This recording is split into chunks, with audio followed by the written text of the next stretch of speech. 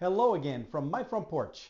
Uh, I, my parents are wonderful. I love them both, and it's no secret that they have been having issues in more recent years because of getting older, and in my mom's case also a unfortunately botched surgery that was supposed to have helped her a good 20 plus years ago that actually created a lot of other problems because it caused her to develop some spinal meningitis, some swelling in the brain, and even though that was all resolved at the time, she's continued to live with the impacts of that as that continues to mess up elements of her body and her brain.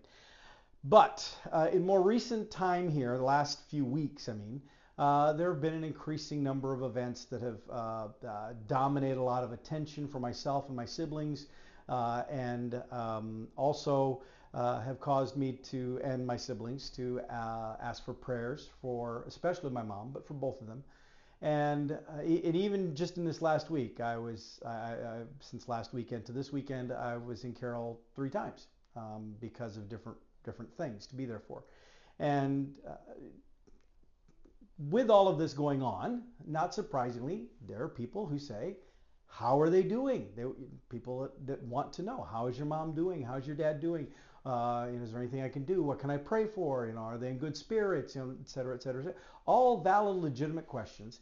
And so I decided, that's how this program started. My daughter was getting married and people were asking me questions and all the same kind of questions. And so I would literally, I would respond to one person, then I would copy and paste what I said to that person and send to other people that asked similar questions. And I thought this is weird. And so I just started coming out here on my front porch every morning and giving an update about all this stuff related to her wedding and how she was doing, how dad was doing, all this kind of stuff.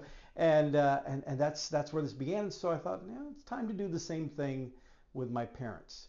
Now, I'm going to let them tell you. I want you to hear them and see them describe how they're doing. And so we're going to have that here. But before I go there, I want to just give a quick little summation as to what's going on currently with them. My mom's mobility has radically declined over very recent times. She'd always been having some issues ever since since before she had her last knee replacement done, but certainly since then. And she's for a while now needed a walker to get around. But lately, even that's not enough. She can't stand up and stay up. She can't walk around. She can barely lift her feet, lift her legs.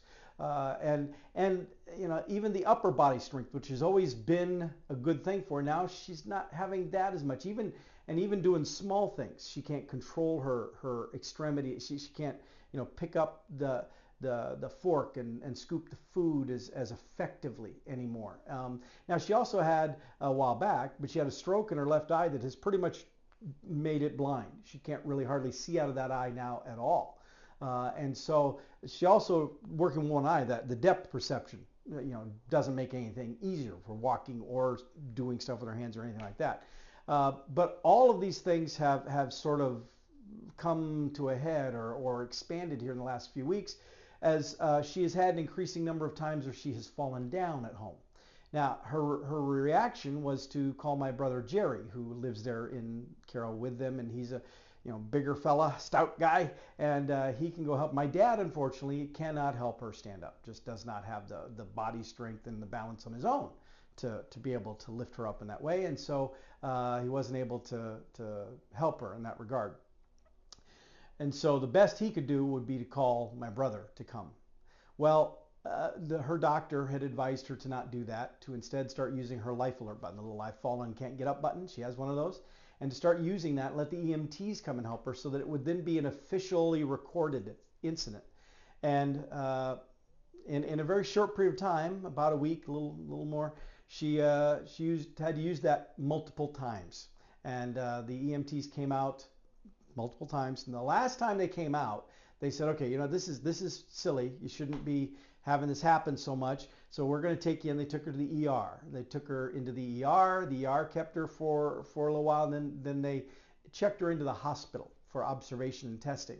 She was in the hospital for 3 days, and then And even before all of this happened, when her doctor told her to start pushing the life alert button, I'd been telling the doctor and talking with my siblings, and we were saying that mom needs to be in skilled care, which is like what she got after she had her knee replacement surgery, where she's in a facility and they're doing physical therapy, not just like she's going once or twice a week to a little 30, 45-minute little thing and then going home and nothing is happening. But she needs to be in a situation where she is constantly being made to get up and walk around, have her legs worked on, her arms, where they're pushing her to do stuff, because that's the only way we're going to be able to find out if she can recover, if she can regain that mobility. And so that was what I wanted to happen. Her doctor, though, said she didn't have the justification to submit it, at least in a way that insurance would cover. Insurance has its rules about things. So pushing the life alert button, that would help make that case. Her going to the ER helped make it. Her being in a hospital absolutely helped make the case. And then even the staff at the hospital, were all social worker and everybody there were like, yeah, she needs to go to skilled care. Yes, yeah. So they finally got insurance to approve that, and so she went from the hospital to a place called Regency Park, which is, some people call it a nursing home there in Carroll, and part of it is that. It is a retirement place where individuals can go, but they also have a rehabilitation arm of what they do, and that's, again, where she went after her knee replacement surgery, and so that's where she is now. Unfortunately, the insurance also is kind of being a little fickle and playing games. They initially only gave her 2 days of skilled care, and then they authorized for about another week and a half after that. And then the facility can ask for more time after that. You know, they'll have to keep piecemealing it in that way. Partly it's because insurance companies just don't want to pay any more than they have to. You know, that's what they do. But my gut also tells me that the insurance company is not completely convinced that skilled care is going to do any good. And not that they're being negative about it in the sense of, but just, okay, when they're running the numbers, okay, we're going to pay for this lady to be in skilled care, but if the skilled care isn't going to help, if she cannot recover, if her situation is too far gone that she cannot regain that mobility, why would we commit to a long-term skilled care if that ultimately won't do any good? You know, I don't like that, but I understand it. And to be honest, all of us kids, but speaking just for myself, you know, that's a question I want to have answered too. Can she get the mobility back? Because truth is, and she knows this now as well, if she cannot regain her mobility, it is not only not practical, but it is not safe for her to return to her home.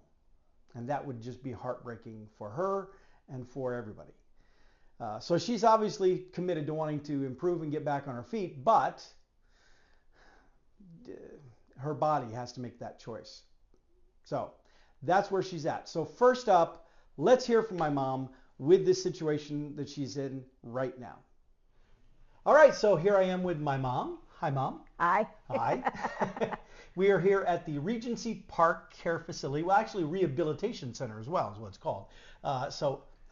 It is a place where people can retire to, but it's a place where people who need to get some improvement, get some physical therapy, some really intensive physical therapy can come after you had your last knee surgery. Yep. A few years ago. This is where you came for a couple of months, right? Yep, right. Yep. And they did a great job. Mm-hmm. Yeah, helped you get all going with that and everything. Yep. And so now, there's been talk about, okay, well, what's going on with your mom? The question comes up, where's she at? Well, she's here right now. She's not here for the duration. She's here to try to get better, to try to get the legs and the feet working, because you've been having some issue. You were falling quite a bit, and the legs just weren't working to be able to even do things like get up and down the stairs at your house and stuff. So this is what was decided. She needed to go to something called skilled care, which is where she's at now. And they're making you work here, aren't they? Yes, they are. PT and OT. Uh-huh. And so let's start just first with, for everybody who wants to know, how is Dorothy doing? How's she feeling? How are you feeling right now? Pretty good right now. Yep. So this is going to be really tough if that's all you say. Pretty good right now? Pretty good right now. It's just the knees and legs.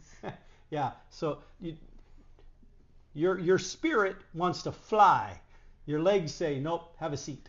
Yep. Yeah, yeah. And so that's where My arms sometimes too. yeah, yeah. But so that's why we're trying to get them to get this stuff working better for you. Yep. Yep. So, but so you said here they're making you do stuff. So like what do they have you doing here? Move my feet on the pedals and walking and Yeah. and doing arm exercises and standing up on the walking back and forth and standing up on the rail and doing exercises. Mm-hmm. And I also have observed, now that you've been here a couple times visiting with you here, that you have a wheelchair that you can sit in. In fact, at dinner you were sitting in the wheelchair, but they don't let you just wheel yourself around in the wheelchair, and they don't push you around in the wheelchair. What do they make you do? They make me walk. Yeah. All up and down from her room down the hall to the main sitting area. They try to make you get up and down on your own. Because honestly, this has been one of your issues too. Was sometimes once you got on your feet, you could move forward if you didn't have to lift your feet and stuff a lot. But even just standing up would be a problem. And so they're trying to help you be able to get stronger doing that too. Get a good balance. Yeah, but the point is they're not taking it easy on her. Nope. Nope. But even though they're being tough on you, are they being nice to you? They are very nice. Yeah. They've all been nice. So good people here? Yep. Yeah. So, and what do you think of the food? Very good. Mm. I got to see your meal here, chicken Alfredo. It looked very tasty with butterscotch pudding. That was Yeah, she tried to offer me the butterscotch pudding, but no, I'm gonna steal my mom's butterscotch pudding, especially right before Mother's Day. That's just mean. That's just mean. But in speaking of Mother's Day, they had a little event here earlier today where they had a lady playing some songs. You seemed to you knew most of the songs. You were singing along. Yep. Yeah, that was enjoyable, wasn't it? It was very enjoyable. Mm-hmm. Yep. And then afterwards they took pictures, family picture stuff. My dad came for a visit. It was nice for the two of you to get to see each other because he's not able to make it down here a lot to see you either, but he was able to. And you guys look so sweet together. Yeah, he really missed me. Yeah, I think you miss him too. I do too. The way he's ornery. Yeah, well, we were Terry, one of my sisters, is also here, and one of her daughters, Audrey, was here as well. And Terry and I were observing that as much as the two of you sometimes get on each other's nerves and sort of poke at each other, you two clearly really enjoyed seeing each other today. You'd missed each other. Yep. And it was very touching. I didn't record it, so I can't put it in there, but it was very touching when he was leaving that he made that 2 or 3 times he made a point of telling you he loved you, gave you a little kiss on the forehead and other stuff, He kissed me on the lips. Too. Oh, I missed that. Ooh. But he came in. Oh, see, I wasn't with him when he came in, so that's why I didn't see that. Okay, yeah. Wow. He still got the fire burning for you. Yep. Yep. So now the fun begins, right? Right. Yeah, tough. Because this lady, she's a fighter. She's tough. Tougher. And she, this is not the final chapter of Dorothy's book. This is just one of the remaining chapters. Right. And she is going to be she's going to be her usual tough, strong self. She's putting in all the work. She's doing everything they tell her to do. And then she's working hard with that goal that she's literally going to get back on her feet and get back home. Right. Yep. High five. So, to the people who are hoping that you're doing well and are praying for you and wanting the best for you, do you have anything you want to say to them? Thank you for your prayers and thinking of me and remembering me. People love you. I love you too. All right. All of you. Well, I'm going to let you go because it's been a long day. I don't think you've had a good nap since the event earlier today. You probably are needing one by now. A little bit of one. Yeah. Well, because you got a full tummy, happy taste buds, all that excitement from earlier. Yeah. Yep. And then now this is probably just so exciting that it's just drained you completely. Yep. Where'd you put your plant? Oh, it's back over here on the table. Okay. Back. And actually, that plant that came from Kathy. She picked that up. Oh, really? Yeah. No. So she was thinking about you as well. Yep. All right. Love you, Mom. Love you too, buddy. Thanks a lot.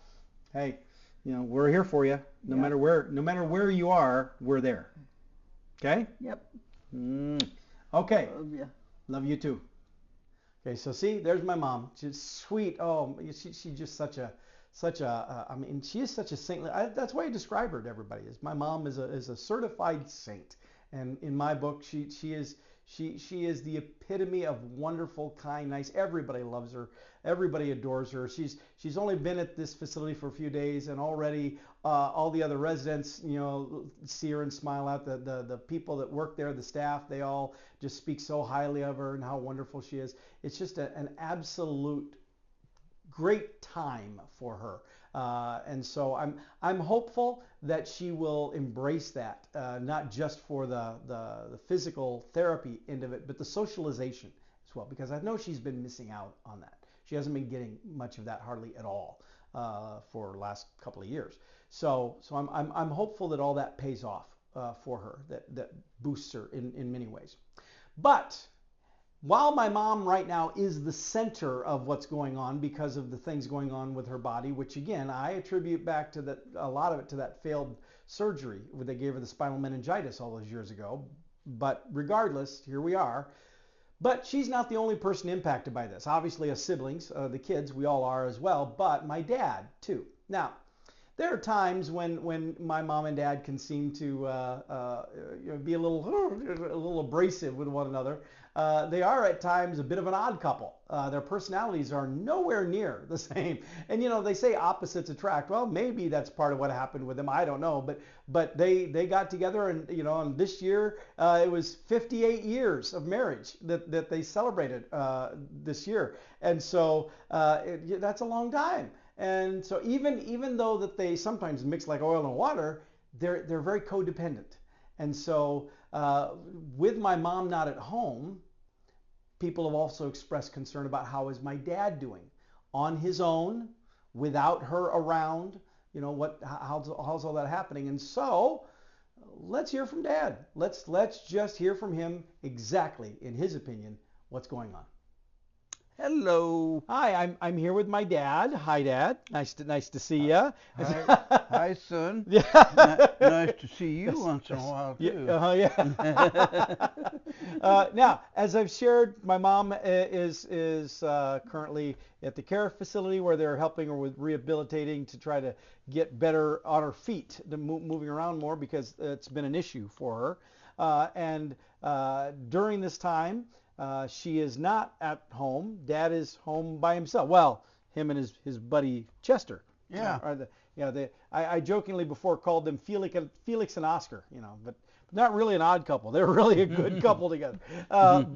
But people have asked, about how my mom is doing. That's why we talked to her. People also ask, how's your dad doing with this? How's your dad doing with having to be on his own and all this kind of stuff? And so the best way to find out is just ask him. Here he is, right here. So Dad, let's just start right off with, how are you feeling right now? Oh, great. I'm feeling the best I have for quite a while, really. Now, and just for clarification, that's not just him saying because my mom's not here. Although you did tell me that one thing that has actually helped him in a roundabout way is he was constantly worrying about what was happening with my mom. And because he was constantly worrying about her mobility and having to help take care of stuff with her, that was stressing him out. And that was causing him anxiety, which you don't have to deal with now because she's at the care center. And he's taking care of it. Oh, oh yeah, that too. But the point is that you actually, because people are worried. Oh, is your dad okay that your mom isn't there? Actually, he is okay with it from the vantage point of she's in good hands. You don't have to worry as much about her now. I can take care of her. Yeah. So that's actually made you feel good. Mm-hmm. Yeah. Now, we did see her today, Mm-hmm. and that was great. They had the event there at the facility, and we got a chance to see her, and he got a chance to tell her he loved her. Oh, that's so sweet. Oh, gave her a little kiss on the lips. Oh, because you know he's still the ladies' man. He's still got the fire burning there. He's still But here at home though, so now this is about 2 weeks now, and it's going to continue for, well, at least another week, we know for sure. But you're surviving on your own, as just you and Chester bacheloring. Yeah. Well, yeah, we are, but we got a good helper though coming in. That's true, they do. You have Kathy coming in. Yeah, she works for the Care Center. Caring Hearts. Yep, Caring Hearts Center. She comes in twice a week and helps out. Does some cleaning in the house, and God, the house looks better than it has for a long time. Well, and so does he. She actually just today she was here, but she's going back to Hawaii to see her family for a vacation time, and so she's not going to be here for a little while. And so she gave him a shower yesterday. He said she scrubbed him good, trying to make sure she got all the dirt off before she left. And then she told you got to do what before she comes back? I gotta go get a haircut. Yeah, because she said he's looking mangy. But yes, having Kathy here has been a godsend, literally. Not that's not even exaggeration. Helps tremendously with that. But one of the things that I want to brag about Dad that he recognizes well is without Mom here, he understands that if something were to happen to him, there's nobody here for him to call out for help to. Chester can't call 911. He's a smart dog, but not that smart. So Dad started wearing his. They both have these life alert things, the little push the button, if they fall stuff. He hadn't been wearing it because he didn't need to. But since Mom's been gone, he on his own just decided, hey, I need to start wearing that thing just in case something happens. So good thinking. Oh, I'm thinking better than I had for quite a while. Yeah. Well, and that happened. That's happened from before Mom was gone. Your doctor, Dr. Avelli, that you're going over to Ankeny now to go see, he actually changed your medications a while back and took you off some things, changed some dosages of some things. And I will say, just from my observation, that ever since that point, he has been a lot clearer headed and has been a little more even keel. But you've also been doing an amazing job of watching your blood sugar, of monitoring that with your little device. Oh, yeah. Sometimes I watch it too close. But still, point is, doing a good job taking good care of yourself. Now, both of my parents, one of the issues that they both have is that they both have limitations that makes it, in some cases, a challenge to take care of themselves, but neither of them really can do much to take care of the other. And so having a situation like my mom has been having where her mobility has been she's hardly been able to move at all, walk around and certainly go up and down the steps out front or, do much. Even here in the house, if she falls down, he can't help her get back up. In fact, we were at the facility today. We're taking group of photos after the event, and there were one of the workers and myself. It took two of us to help Mom stand up from the couch. And that's simply because her legs are not doing what they're supposed to. And so that's what they're trying to work on her on, to help get that stuff there so she can come back home and be back here. But in the meantime, look, you look pretty, look like you're pretty relaxed. You're getting along pretty well. Huh? Oh, yeah, with Chester. He takes good care of me. He does. And Chester keeps you on your routine. What is it? What is it? What are the kind of things that he does for you?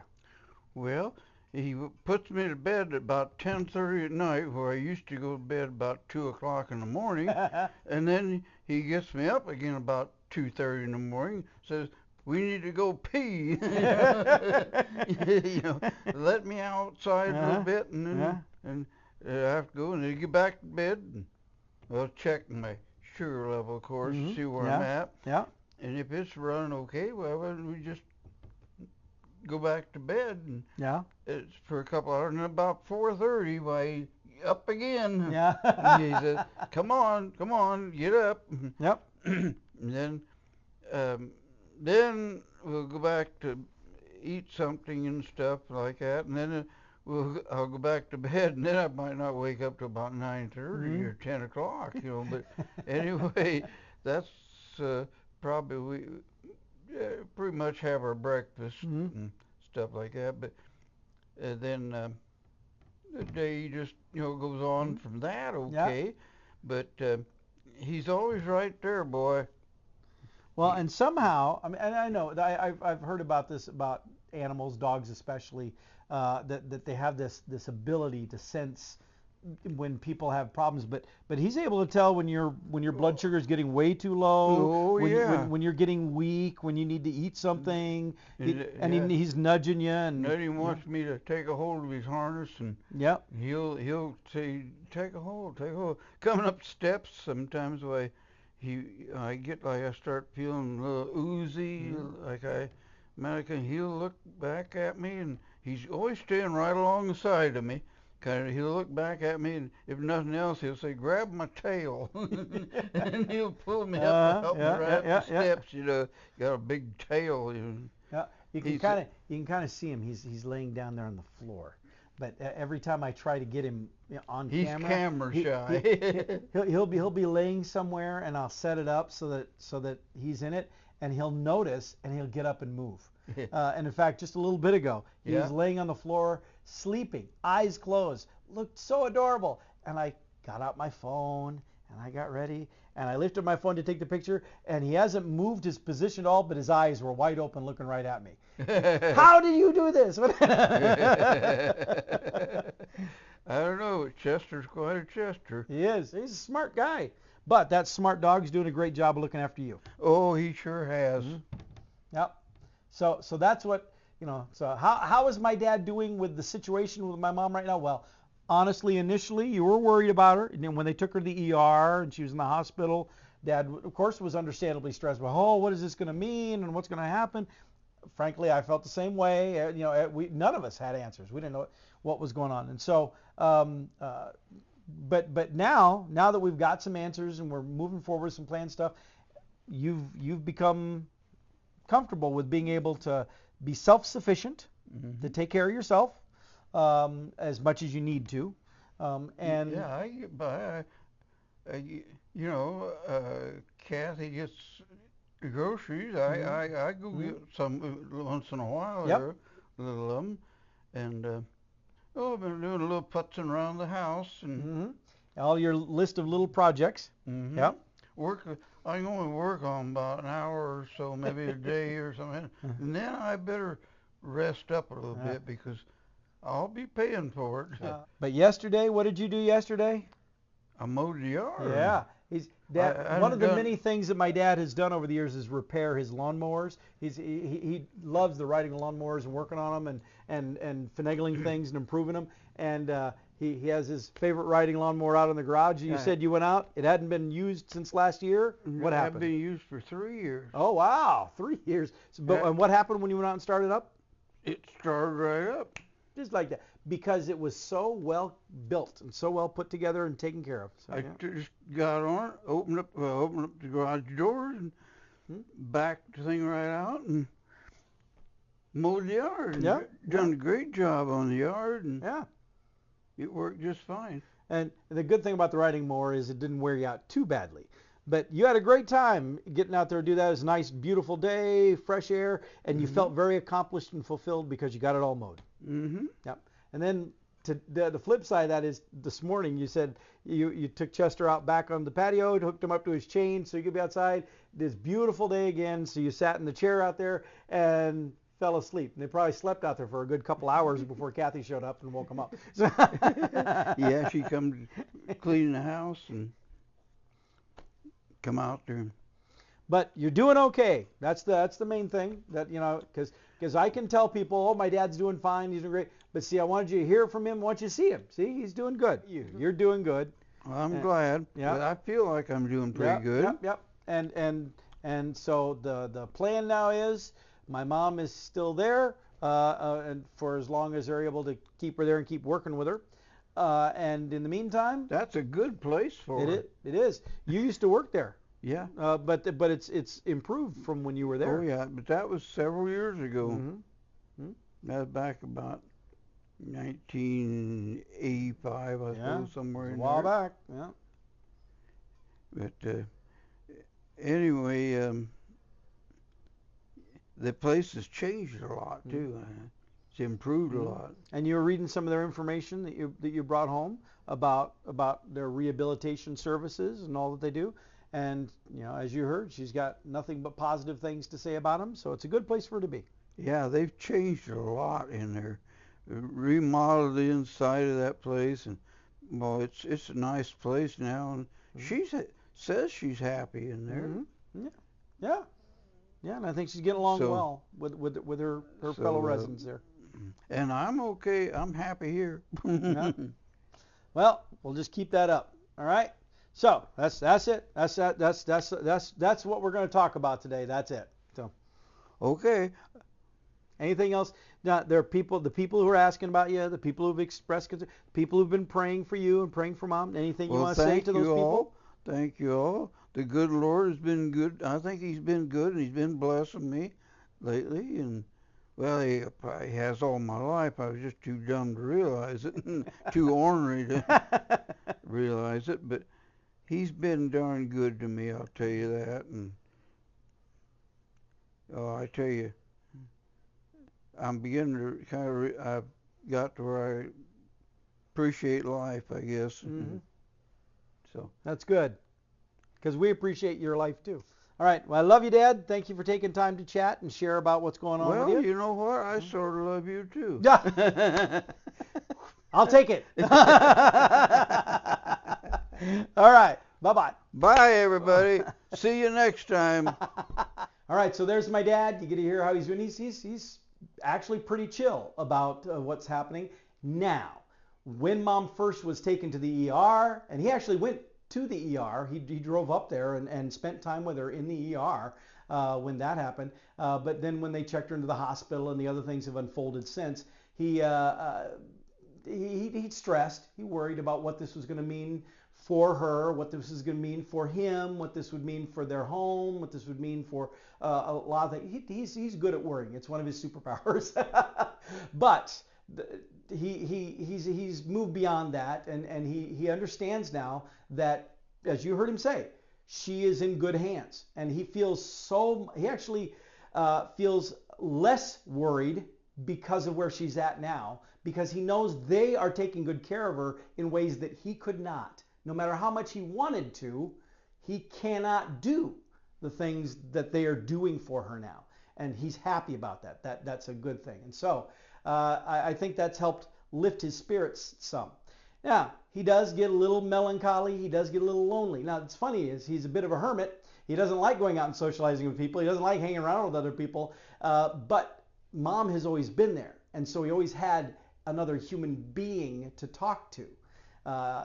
And now he doesn't have that. He has Chester, his dog, but he doesn't have that. And so, I can tell that he's starting to feel a little bit lonely about that. So the siblings and I, we're all trying to do more to reach out to him. And if you happen to be in the Carroll area and you know my dad, I would encourage you to try to make plans to just maybe stop in sometime and say hi to him. I'm sure he would appreciate that. He would welcome the opportunity. But that's what's going on with my parents. As you know, there's the old song, the kids are all right. Well, the parents are all right, ish. I'll say the ish because I'd say they're all right for the conditions that they're in. Probably the best scenarios possible for them right now today. Of course, every day brings new things, and we'll see what tomorrow has in store. But I'm not going to stress about tomorrow yet. I'm just going to celebrate that right now, here today, things are going okay for both of them, and we're going to hold on to that and keep pushing forward. But I thank you, just as both my parents said, I thank you for your prayers. I thank you for thinking about them, for having them on your mind, on your hearts. I know that they appreciate it. I certainly appreciate it. And on behalf of our entire family, I thank you for helping to look out for my parents. And with that, I'll let y'all go, and I'll see you next time from my front porch.